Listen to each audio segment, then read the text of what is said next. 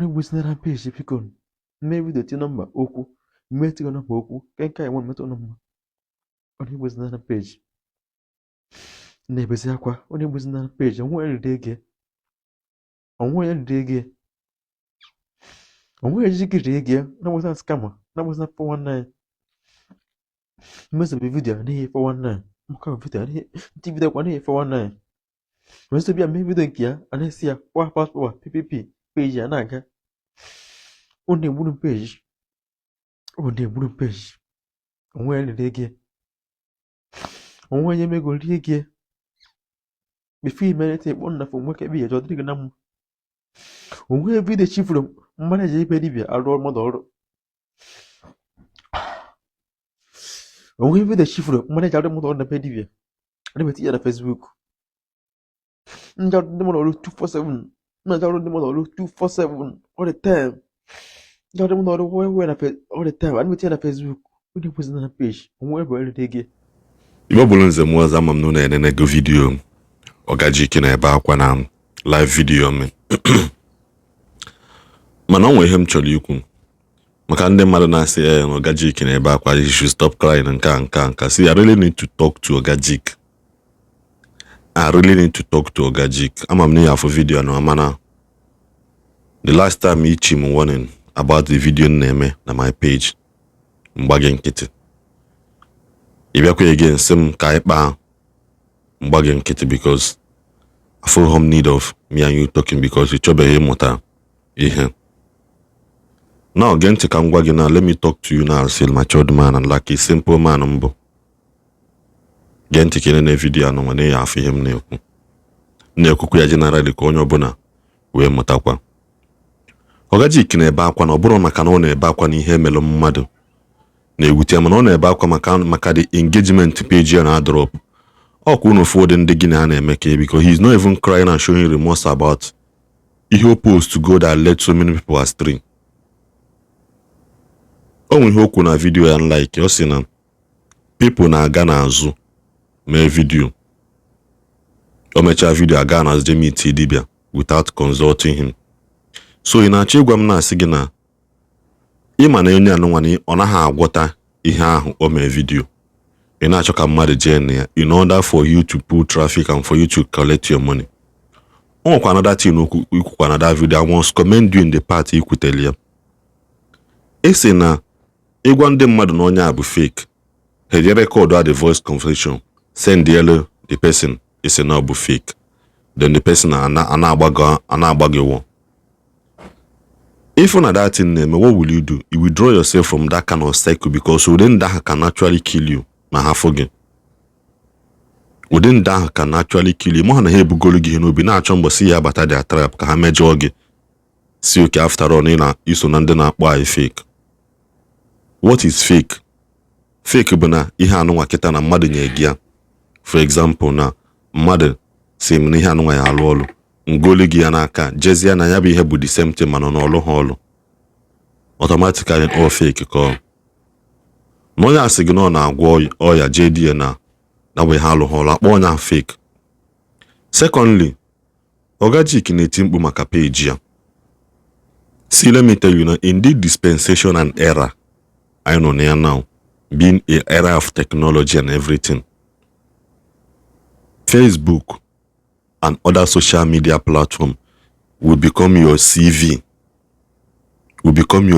And a place how you will make a judgment more set here. Because ni obuna mother type n'aka bụ uchie mmadụ. Ihe dị ya no because type n'aka because your imagination is what you type. Ihe na imagine by the time you imagine your obiagi na your brain, that is when you type it. That's why most time those social investigation they have to go through social media onya ka ma no nwogo mgbe onya post something similar to that thing o me. Oga Jik na-agba ndị mmadụ video and a lot of people have been crying about scamming. Okay, what will you do? Ikolo okongudibia na okongudibia anachi yago nkanu. Okongudibia ihe na-eme ya bụ agwụ na akpa ya. Omaha ebe ọkwa akwa still a small boy. Itolo okongudibia atọ. Iki ya male ihe, iki ya male crowd. Iki ya nwe ndị mmadụ. Inugo nwaanyị. Okongudibia amabe ebe ọkwa akwa. Okongudibia bugoro onye ka na-achụ ego ka na-apụ ya ọkụ. And by the time he realized the home along, we wasted 40 years of his life or 38 years of his life chasing nothing. Ikunokongu Dibia gave his life to Christ. He can't abandon Dibia video. We are not even remorseful. Nihi ime. Nihi ne post na nande mmadụ n'iyi. Ehe dị after abụ page gị na na-ebo gị page na comment bụkwa ego. Comment menka.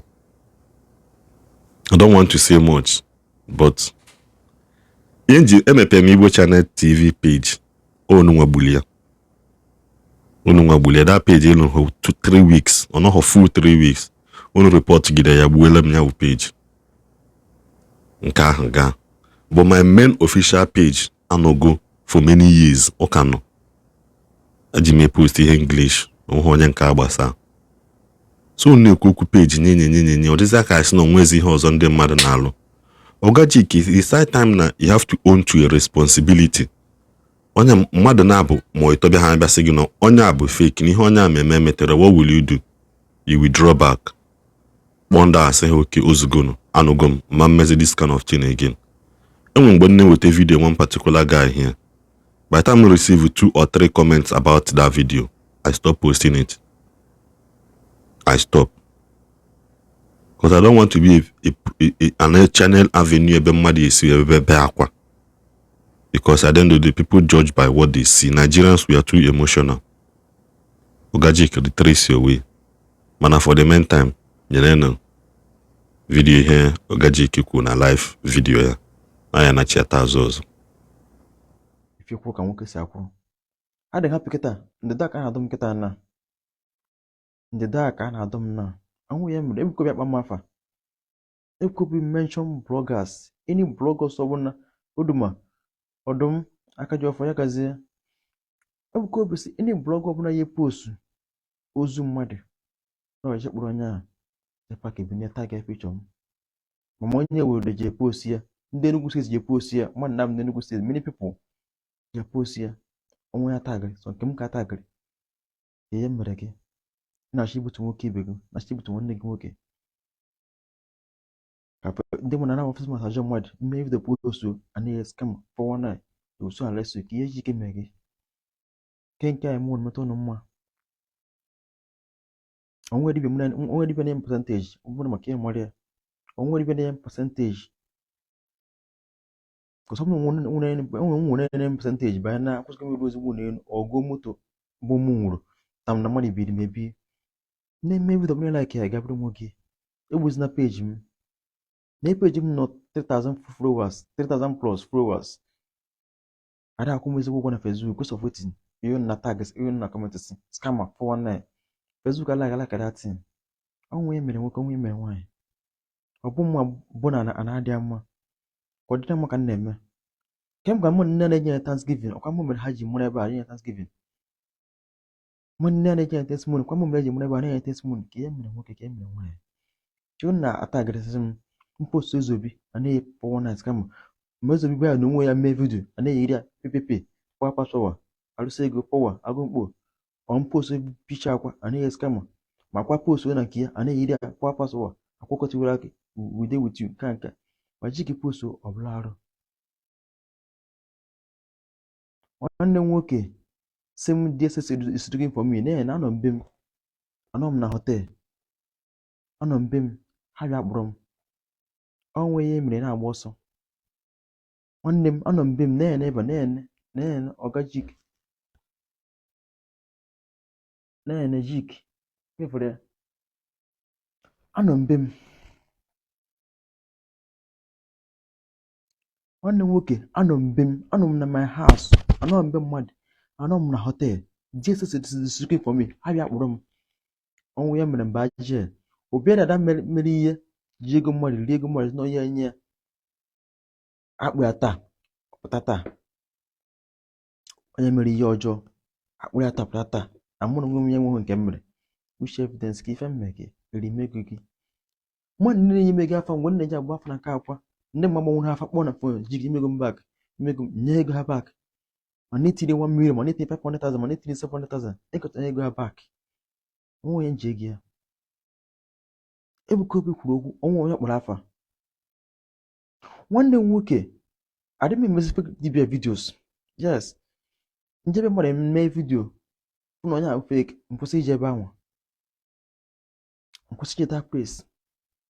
Ma mma eme Facebook sị gị na onye ahụ fake, ya bụ ịma ya eme ihe olesi m ịkpọ m na fon sị m afọ a, mana people na-eme ọcha na fon sị m afọ a, ha na-elekọrọ ịmụ na mmiri a na-akpa mụcha were ya asị nyere onye asa na ihe Jike kwuru. Ife emego m ya tụrụ akwa bọdụ m mara mara kwuchara m ka akwa onye esi ndị arịa akwa ka na fon m tin na. Nwanne m nwoke abụ nwanne m nwaanyị sị m Jik, why are you rolling to Lagos? I have come back. Rolling where? I did my house. For waiting. Mkpocha abụ ụjọ. Mme video me like a video na-eme. Scroll up, ọbụla mos. A comment is not bad on my page. Scammer 419. What do you know about scammer? What do you know about scam? What do you know about 419? Give him again. Scammer 419. Let's go give what that baby the boy will go 419. Yeah, what I scam whatever the boy must scammer. Yeah, what I ndozo risha ego. Eze a na-ere ewu. Nwanne nwoke avance m ezobizi fake ori. Gaa na page ya. Efinya na comment that place. Kwa password isi arụsị gago mkpo. Mana mee video tinye ya na m ana-eyi 419 scammer. Nke na narụ na ejizi na bie na onye a gwa ya face to face. Ọkọ na comment ya face to face. Ava na ebi na ajụ mụ nne gị mụ ụkọ nna gị mụ ịmụ ya mụ gị. Onwe Jike mere nwoke, onwe Jike mere nwaanyị.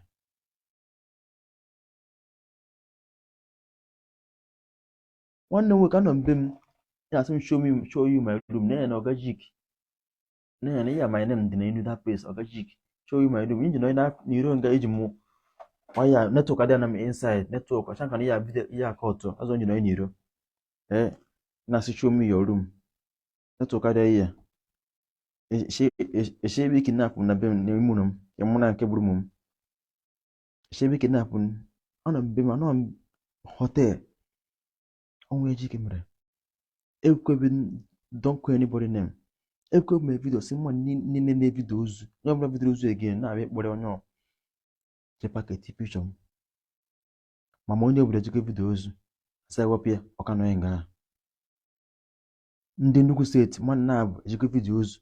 Asa ewepụ ya aka nọ nga.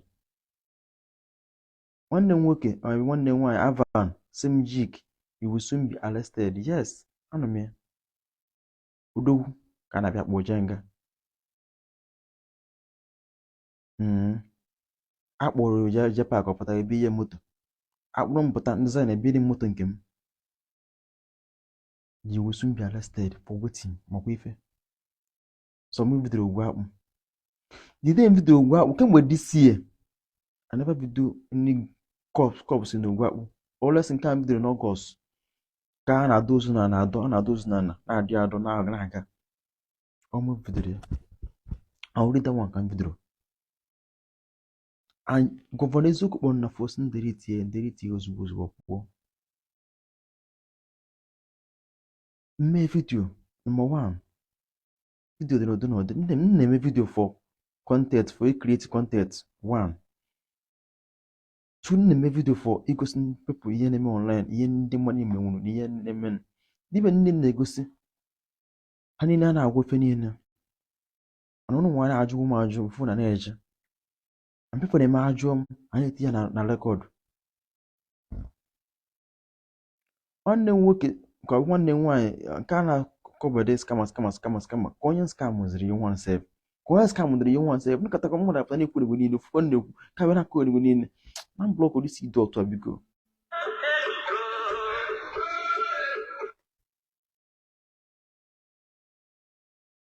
Don't know scammer. So what do you know about scammer? When we do page you for Facebook more for I don't mean number the dibia. I don't mean number job na bia. I don't mean any number. One me as Jik, you're wicked, you're wasting my data, you're not giving us number. Or you're not number, so I may go on me at that time. So you may go. I come again. Of course, why the person as Jik the wicked, as Jik and I go away a number. nazi buzi mee video nti nọmba onye ọkpọrọ bazien asụka Jik bụ poskama Jik poskama ka ife mere nwoke ka ife mere nwaanyị.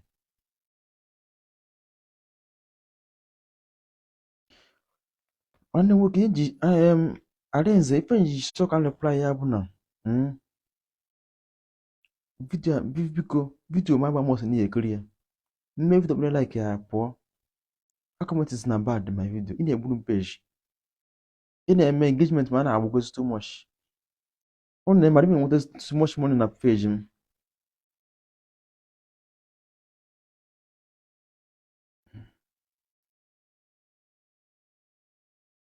Nwata mama ma nwaanyị ka nwoke ka m kpọọ gị ka ị bịa pik fonu gị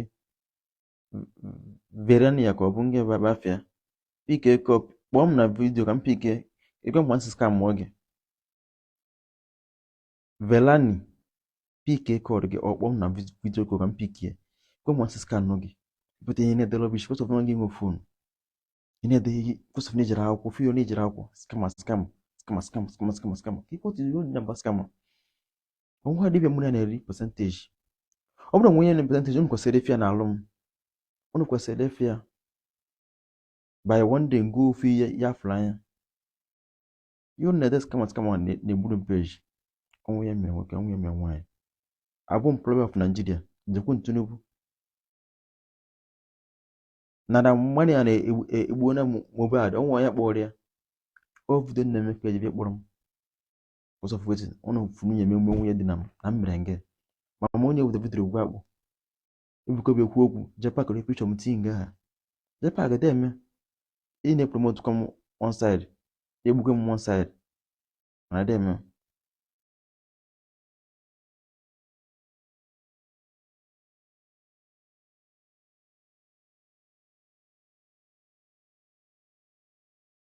jepak deme ị na-epromote one side na-egbugo one side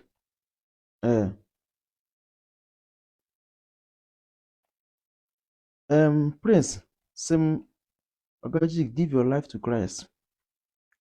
Ọkwụ na agwụrụ okwu give your life to Christ. Okwu ngwe give your life to Christ ya. Ọkwa afọ aka na afọ ị na Christ ya kịta. Nje nwa give you to Christ.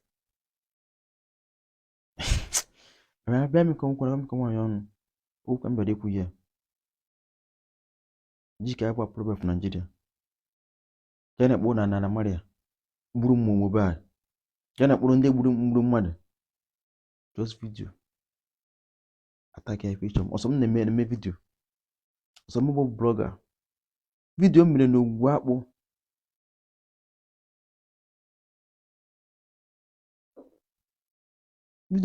akpụ na Ọgọst ebe a na-adọ ozu adọ na ana kọmpanị kpọrọ na fon ndere tie once nke mama onye obodo mere unu fụrụ that one mama onye obodo nke ọ mere ọ ka na Facebook ya tinye na even nke a nọ 1% million viewers tinye na ọ ka dị ebe ahụ wepụ ya nke da nwa Enugu steeti mere na ogwu akpụ ka dị ga tinye na nke ọ mere last week nke a nọ almost 1.7 million viewers na ọ ka dị ga tinye na nke mere ya adịghị ya adị ebuka obi ekwu okwu chekwa ka pichọ m tinye na-akpọ m afa onwe ime nwoke nwe ime nwaanyị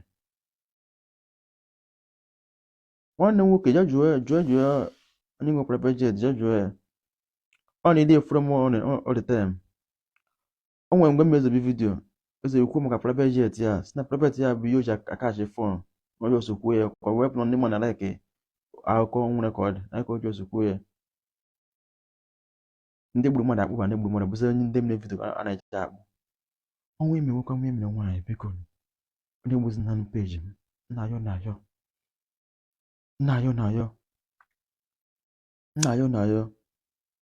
ọnwa ime nwoke ọnwa ime nwaanyị na-ebezi akwa na communities na bad na peji m biko mee vidio bụrụ like ya gabere nwoke like ya like yara m ihe ọ bụrụ like ya ọ bụrụ emu ya dere m ise ka mụ ya dị ise ọ bụrụ emu ya dede gabere nwoke ọ kiri vidio m gaba business scam is for one night. Jikiri cookie. Chike eri ego gị. Echetara na December time mgbe m jere igo ihe na Shoprite Asaba. Mfụ one man one pakị moto ka pakịrị moto. Mpaka ozugbo nwa pakịrị ito Oga Jik. Nsị asị ma mụ ya nsị mba. Ọsị ndịra ma washat, gosi ma washat. O tiri 500,000 naira, 800,000 naira. Njere rụọ ọrụ na nke akwa. Na nke akwa 800 ka o tiri m. Mmadụ akarịa na nke akwa. Ọsị n'ime 800 a mụ tiri ya 780 jide 20k. Anye m akaụntụ ntiri ya back. Ọsị m na ya n'ebe a na mgbezo mmadụ. Ọ na m obodo njọ nwere rie ego a. That time ọfụzie na Shoprite mgbe ahụ ojide m sị m na m dị bad. Ojide m nga aha. Mana a were m ego ya nye ya jide 20 ka ọsị m jidere ya. I wish na many people are online ndị sendịrị m ego ngwa ahụ na nke akwa. Sendịrị ego back. Because of na efe ha dị iji na akakwa mmadụ akarịa. Iji na akakwa data ya mmadụ akarịa. Ndị nnu nwere ọrụ ha fine, ndị mmadụ nwụrụ nyebe nsogbu. Nsị aka m ga-enye nsogbu nye ego gị back. Kama afụrụ m ego nye ego gị back. Ndị nye ego back eri nne. Agbu m scam abụla for 19. Mmebe dọbịa like ya kapụla onwe gị. Egbuzina na page m. Page m ma ọtụgo m bidoro page ya kemgbe 214. Unu egbuzina na page. Nke m ka m na-achọ. Ya fụta dị ka m na-achọ. Mmezu oyi.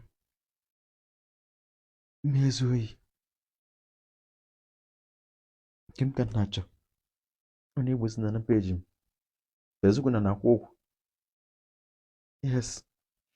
Scammers on the day blue page. 419 on the day blue page. On women, why? On the CD on the page. No need the lock comments. People don't know comment. Mba. You could say comment on a comment bego. Yes. One of my money attack comment bego.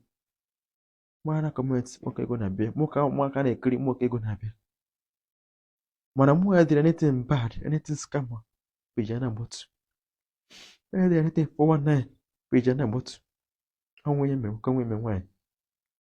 Mme ezu oyi. Ọ bụ ezu oyi ya ka mma. Page m nọ 3,000 something followers. Onwe ya ka m na followers. Jepa ka akọlọ m. Mma niile onwe ya ka m. A na-akwụ ụgwọ maka na mụọ. Mma jepa ka kwụ mmọsị ya. Ụgwọ na Facebook ụgwọ na Facebook. A na-akwụ close to 1 million na Facebook. Na mụ egwere ka akwụ na Facebook. Gịnị nweta bụ highest 150, highest 200k. Sometimes 100,000 every month. Which are already possible. Bụ ekwesịrị na-enweta. Ndị Igbo si na page. Ije m nke nwaanyị nke m ka na-achọ.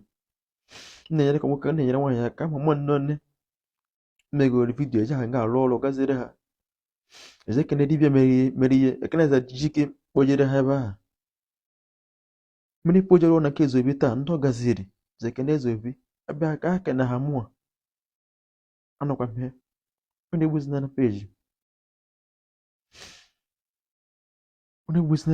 Biko. Mme vidiyo ti nọmba okwu. Mme tigo nọmba okwu. Kenka enwe mmetụ nọmba. Onye egbuzina na peji. Na-ebezi akwa. Onye egbuzina na peji. Onwe eride ege. Onwe ejigiri ege. Na gbuzina scammer. Na gbuzina 419. Mmezobi vidiyo n'ihi 419. Maka vidiyo n'ihi. Nti vidiyo kwa n'ihi 419. Mmezobi ya mme vidiyo nke ya. Anesi ya. Power. PPP. Peji ya na-aga. Onye egburu peji. Onwe eride ege. Onwe onye mego rie ege. Before you meditate on the phone, be a jolly gnam. Onwe be the chief room, manage a baby, a role model. Onwe be the chief room, manage a model on the pedivia. Liberty at Facebook. Not the model 247. Not the model 247 all the time. Not the model where all the time. I'm with Facebook. When you was on a page, wherever every day. Ọ bụ eriri ego ya, ọ na-egbuzi na page biko. Because anụgo m ya si ọmụkọ vidiyo Ezobi ya ka ndị mụ na-ekpọ m 419 na n'ụwa. Mbịakwa na vidiyo Ezobi ya na akwa vidiyo Ezobi abụrụ PPP power ise agụmkpo ezobi power ezobi chike bido ezobi na page ya chike na ihe na anaghị ide ma mmee vidio tinye na page m anaghị ya scammer 419 onwe mere ọnụ onye gbuzina ọbụla like ya na-eme gabụrụ nwoke onye gbuzina na page m biko scammers a na-egbu page 419 na-egbu page ndọcha like that name ha like that name scammer ha like that name 419 onye like ya na-eme gabụrụ nwoke onye like vidio m gaba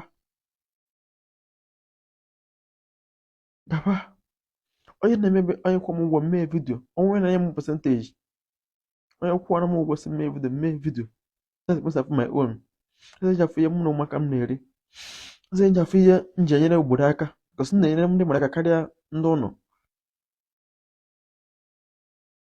m na-enyere ndị mmadụ aka na iro karịa ndị nọ n'ụlọ ngwa gị eziokwu pipụl nọ n'iro na nna kenyere aka karịa ndị nọ n'ụlọ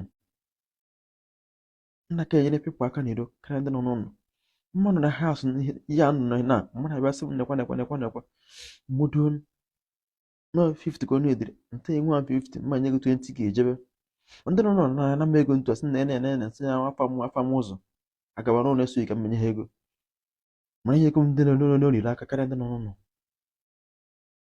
ọ dịzị ka ma bụzọ ọdịmma n'iro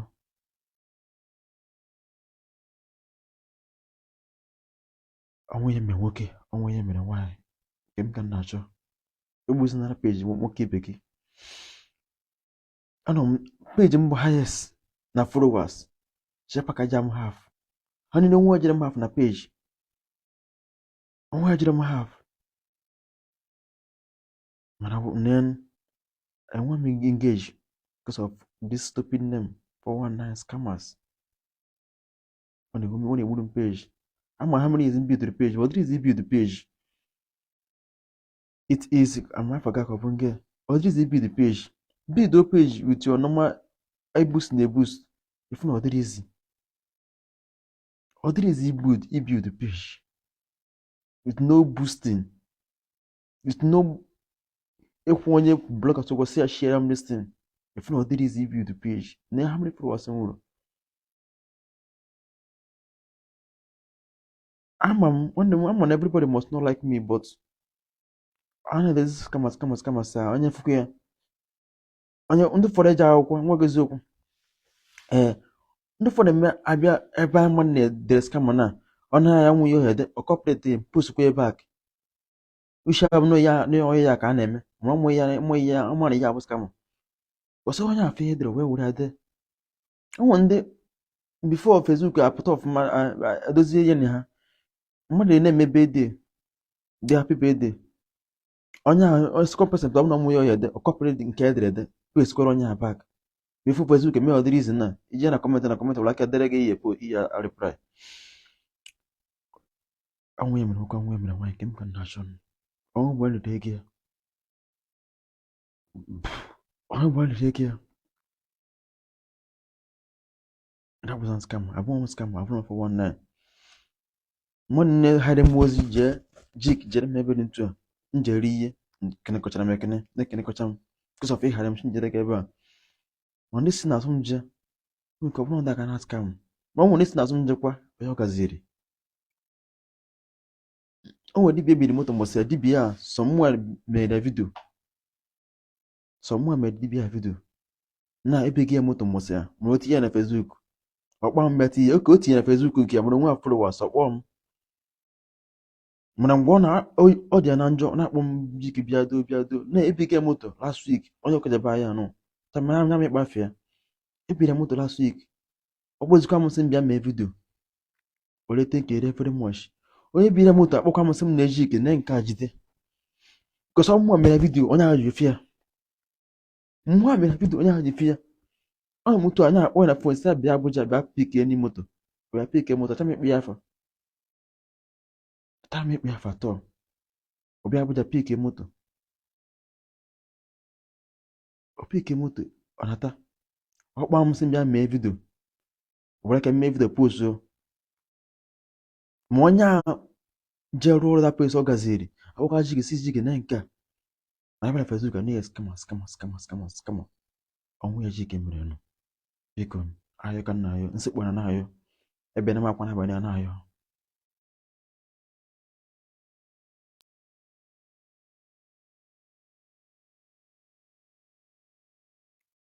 Sweet mama ka sweet nga.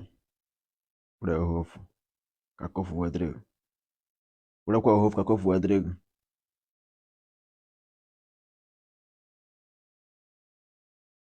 Ure hofu ka kofu wedrego. It's shaking my previous post. Time you go too much. One day we'll come on the why in James for national. Jackson on the why in James. People name I feel more than a day, so yeah, debe. People name about that favorite scammer. So I debe scammer. So I debe. Mahama anything about scammer. Baba for one I buy anything. Jik onwe Jik me. What can we Jik me why? Him can not show. As you go, Ejima. Osimiri ya gazie. Him can not show. Ebuka Obi kwuru okwu kwuo sị onye ọbụla jere vidio ozu ndị bloggers onye kpọrọ afa enyi okwu ka o kwuru ma pepa ahụ to oyibo a jepa aka kpọ n'ọjara akwụkwọ n'afọ n'ọjara akwụkwọ any blogger iyi okwu n'okwu ya jepa ka ewere picture m tii na-eyi jig akwụkwọ kọsị gbaa mbọ ka ekwuo maka gị ụmụnekwu maka gị mụ na ọnwụ bụ ebe mana ibido bido bụ ụwa na-ekwu maka m nkịta mana anyị wozi mgbe a na-ekwu ya na nke ọjọọ ma nsogbu adị ọ chere enyi isi dị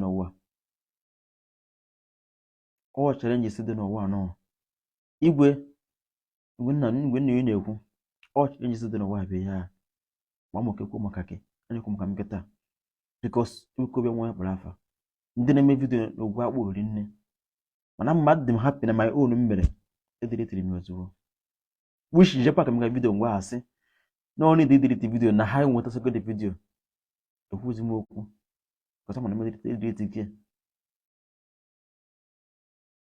biko ebe kwuo okwu jepa ka họchara ha ga picture m happy ndị na picture m otiri nga amara mma mmadụ akwes na why picture amara mma azịwa happy ndị happy ọzọ ndụ ka m na nchara manya kpọọ m Oga Jik before akpọ m nkịta ala Jik mana ọ nwetara manya m respect tipichọ m ebe mkpu ọkụ kpọọ m Oga Jik onye m respect mụrụ ọmalọ onye m respect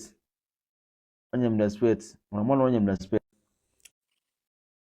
Oga Jik at last eti ya ọga jepa ga demekwa deme ya gazi nwanne m ekenekwa na nga ologo m ka like ego ọfụma ologo m ka like ego imere ọfụma by at last kpọm Oga Jik before na kpọm nkịta ala eke oke Jik oke nkịta ala at last kpọm Oga Jik I dey happy. Ekenekwa m onye ọbụla na-asị na adịla Igbo niile mma biko ka ebe ọ were na-echa vidio anyị gabara subscribe kwa na channel anyị ka gbakwa na-arụ gbe notification gị ka isolu na-enweta notification mgbe ọbụla tiri vidio mana nke kachasị mkpa dị isiokwu anyị bụ na Oga Jik should retrace his ways before it's too late. People are angry. Nigeria alone economy is frustrating to people. Onye ọbụla na-eje ebe ọ ya adịla ya mma. Mgbe ndị mmadụ bido take ebe laws into their own hands now, ọ bụzi na na-eme jungle justice ọ na mmadụ na-eme ihe ọ na-kwesịrị ime. But people are angry. Mmadụ follow gị based on ị na-epost ihe ọdịnala. Ama m so many people go so many times now commenting on my page. Nye ha nọmba onye dị ụtọ, nye ha nọmba onye dị mmele ha nka mmele nka. I don't do that. It's not part of my line. I don't do that. Ihe n'ebe ahụ nke ọbụla dị mma I kwuo by my main purpose of doing this video in this channel bụ for the truth. For truth alone and nothing but the truth. We may not really agree on the same opinion together, but at the end of the day, we see that we are still brothers. We are still brothers. I bofu. Oha. Oga Jik, nwanna. You can you still have a long way ahead of you. Igwa mmadụ na ejena na nke dibia na dibia bụ fake onye ahụ report agi. emphasizing on this one. Onye ha jere were gị report n'aka ndị si ha gana na ha anaghị emeti ya. Ịbala okwu n'ụlọ. Ọ nwere mgbe ikwu na enwere ihe ị na-eme na enwere shop ị na-ele wine n'ime nka. Go back to that thing ị na-eme. Onye chọrọzi gị bịa na be gị. Ihe ọbụla ị na-akpọ, ị na-eme video next time. Imecha video, ide disclaimer n'iru ya. Bụ ndị ị na-afụcha ndị bank locha bank despite the security niile ha nwe na bank. Ha sị gị, parking here is at your own risk. Ọsọ gị bụ na moto bịa bank. Mana ihe ọbụla ị na-parking is outside the bank premises. Is at your own risk. You had the after bụ protecting their integrity. Had the after. So you as a man, you have to also find a way to protect your own integrity. Being afaga Oga Jik, people don't forget. Ndị mmadụ adịghị echefu. Ihe email mmadụ ka ọ ya akọrọ nwanne ya ha akọrọ onye, before you know 5 people are now judge gị without not knowing who you are. Ekwuchakwa m ka m nwere mgbe ọzọ.